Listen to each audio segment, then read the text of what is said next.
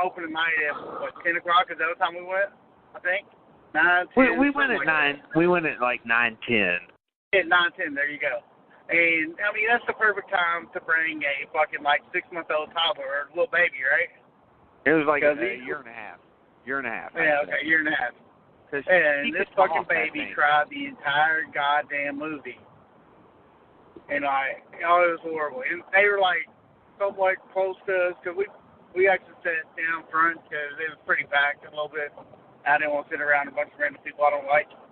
But, we hate people. Because it was like a group of Indians or Mexicans or something, Asians maybe, but this fucking baby cried the entire goddamn movie. I just keep it simple. They were black. Okay, but they weren't black. That's what they looked like to me. They looked black, but then again, maybe not. They were like black. They weren't black. I know that. I do know that. They were some foreign people. Either way, yes, this fucking baby, and I thought Travis was gonna throw something at him, but he didn't. Dude, I tell you what, you know why I don't do shit like that anymore? I mean, 10 years ago I would have done something like that, but I don't do it anymore because everybody's fucking packing heat anymore. I don't get shot. They are, yes. I don't fuck around. I mind my own fucking business anymore. Pretty much, man. It is what it is, man. It didn't. Especially where we live. It didn't keep me from enjoying the movie, so I mean, it's just big. But we always have some stupid people when we go see movies at night, like those little whores they're messing with at Happy Death Date or whatever. Yeah. We like seeing horror during the day. It was Truth or Dare. Yeah, you're right. Truth or Dare, yes. Fucking horror. We like seeing horror during the day whenever there's less people there. But, I mean, it was, I keep saying this, Vic, and anybody who asks, how good was it? I keep saying, it's good, stupid fun. Yeah. And that's what it is. Good, stupid fun. Not a bad movie. Not a great movie. I'd give it about 3 out of 4. And I agree with Vic. I think it has it's all the others. Well, I only saw the first one, to be fair, but I feel like they weren't well executed. And this one was, and it's more of an action movie, but there's a little bit of horror thrown in. It was just fun. So, I mean, you go, if you want to see the movie, just go in expecting kind of like a fucking Jason Statham movie. You know what I'm saying, Vic? Yeah. I mean, just go in ready to have fun. I mean, that's all you got to do is sit back, relax, maybe get you an alcoholic beverage, and just enjoy and have fun. Did you get into any other horror this week or this past week? I watched a lot of death matches. Does that count? No, but you can talk about it if you'd like. I mean, you got to see a man almost die. Yeah. Brian Woods almost killed himself again. That's cool. That's always cool. But other than that, I mean, I watched a few movies for this. I watched Jaws. I watched House on Sorority Row. But I didn't get to watch too much of this, as you can probably tell by my list. But I watched a few movies, and yeah. But other than that, no, I don't think I went to the theater to see anything else either.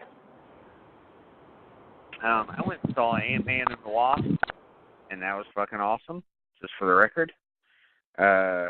So, I mean, Marvel fans will like it. That's all I need to say about that. I also saw on Hulu The Houses That October Built Too. I still don't know what to fucking think about this movie. It's just like, I don't know how to describe it. It's really cool to see these people, like, go through real haunted houses throughout the country. And then the ending, I'm just not sure about. So The Houses That October Built and Part 2, if you're a fan of found footage or whatever, shaky cam, any of that, it's okay. But, I mean, in general, the plot's just I mean, it has some moments. I feel like you should watch it if you're going to watch it for free. That's all I'm saying. Don't buy the movie or anything. Watch it. Tell me what you think. I think I give 2.5, maybe. It's all right. Then I watched Sleepaway Camp again, which I don't even need to get into because we have. I watched Bloodsport again, Vic, because it's fucking awesome. Jack watched it. Jack watched Bloodsport with me. He loved it. Did he like it? Nice. Yeah, hell yeah, he loved it. Because I went to bed before the end, and he watched the rest of it. He loved it. Nice. Such a and good then movie. I watched The Dead Zone because I had to catch up with 1983. Still love The Dead Zone.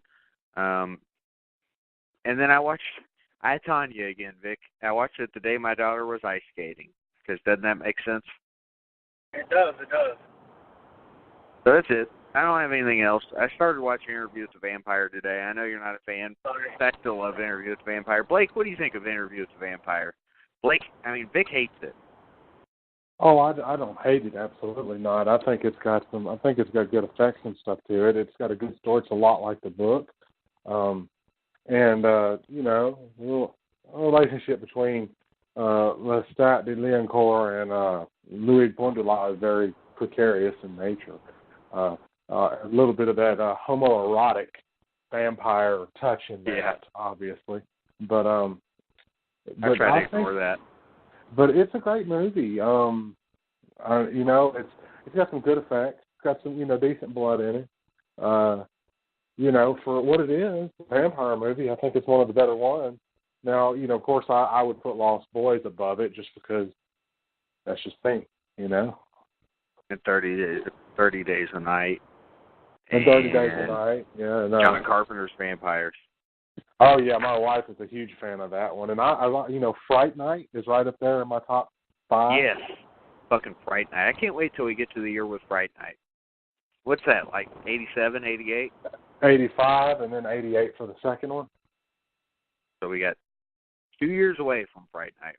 2 months away. Yeah, and our fellow effects genius Steve Johnson worked on the first one and did all those. Steve Johnson's going to be at a horror convention at Flashback, by the way. Oh, I'm aware. Steve and I talk all the time. I'm aware.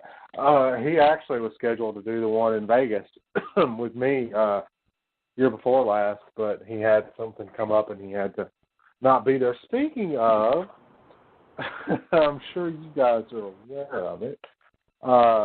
Remind me when we get to what's grinding our gears, because I got to bring this up, or I'm going to. Well, we're there. Let's go ahead and do it. Okay. Well, first, as far as where my horror adventures are taking me, because I didn't get to participate, because you guys are, pompous, arrogant assholes. I didn't get to participate in that respect. Well, you always give me stupid answers. No, I'm just kidding. Yo, man, this is Lucy Ross. Come with me if you want to live. We want to bump you up. I got Shudder, and we've had it for 2 days, and the wife and I have already made a growing list of movies we're going to watch. And one of the ones we watched was The Tall Man. That's something I hadn't seen. It was okay. There's a twist, so expect that if you haven't seen it. I've seen it, and it wasn't that good. No, it wasn't that good. But the one we're watching now seems to be good. Sadako versus Kayako, The Ring versus The Grudge. I don't know if you guys have seen that one yet or not. Actually, I've never seen the Jap horror movies, and I'm saying Jap because I enjoy saying Jap. And I saw a few of them, and I just didn't get into them. There's some that have a whole lot of gore that I really like, but those ghost stories, not my thing. Okay. Well, and again, every each their own.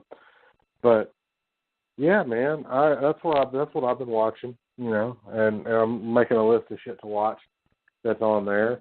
And The Dead Zone is on my list, so I will be watching that. And I also want to go back over that Sleepaway Camp movie I saw not too long ago that was older. I want to say it came out in the early 90s. I think it was the second or third one. I'm not sure. There was a third one, wasn't there? What, Sleepaway Camp?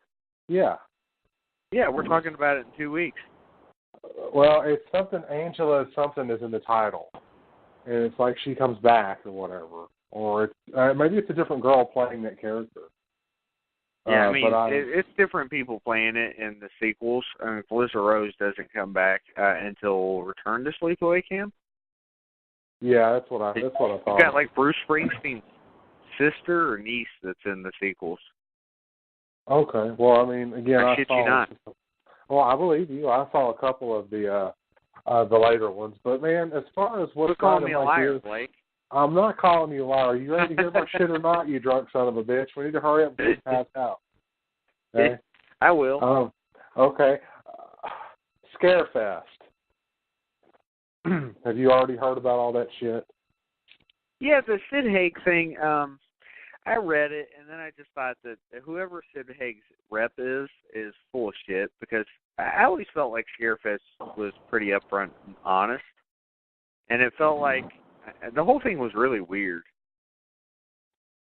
Well, I do know that there was an extreme problem last year with the Robert Englund thing.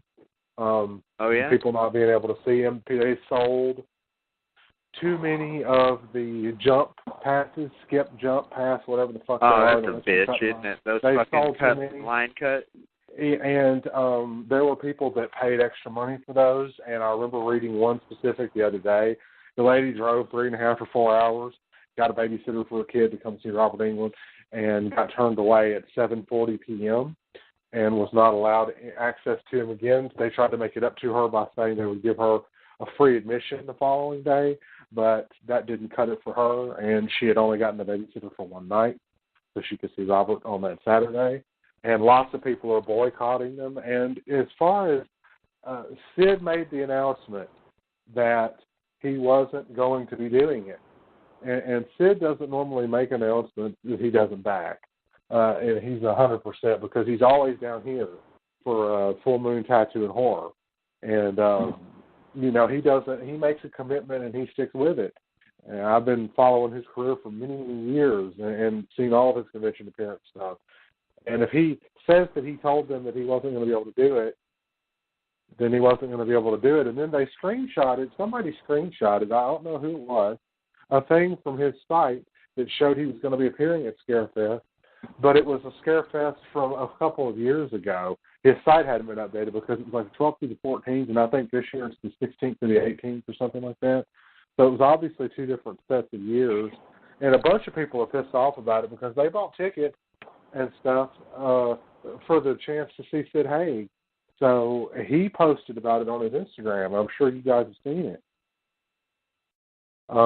He was not happy about them using his name, and that's what he said was that he thought that they were using his name to sell tickets, even though he had already said that he couldn't do it. And he said they didn't get back with him. And when he didn't hear back from them, when he told them that he could do it, he figured everything was square and that it was just fine. He just wasn't going to be there.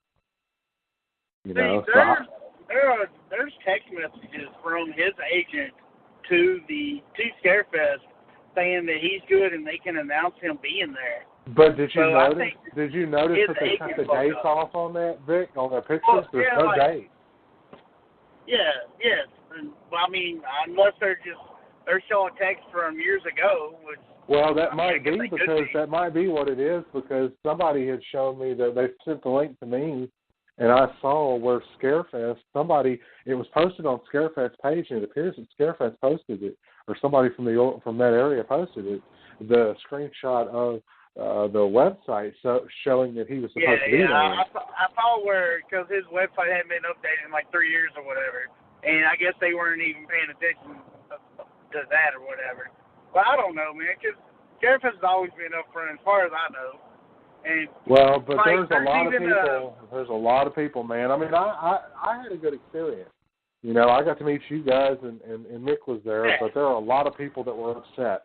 Thousands and you thousands, touched my nose. Thousands of people, So, huh? What? I know. I said Blake touched my nose while we were there. He shouldn't have done that.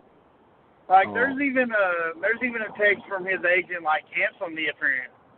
So I don't know, man. And there's a miscommunication somewhere, and it's all stupid, and it's a bunch of drama. I'm just sitting back and smiling about it, honestly. That's pretty much what we do. Yeah, it's not like I'm going there for Sid anyway. I've already met him 15 times. We've met him. He's like Kane Hodder for us at this point. And I got a picture with Isla and Jack with Captain Spaulding, and that's pretty fucking sweet. I'm sitting here looking at it at my computer. Yeah. Captain Spaulding was awesome. Although Isla liked Chop Top better. But I will say, to your point, Blake, I know there are conventions out there that use celebrities' names, just to try to sell tickets, and then they'll randomly cancel them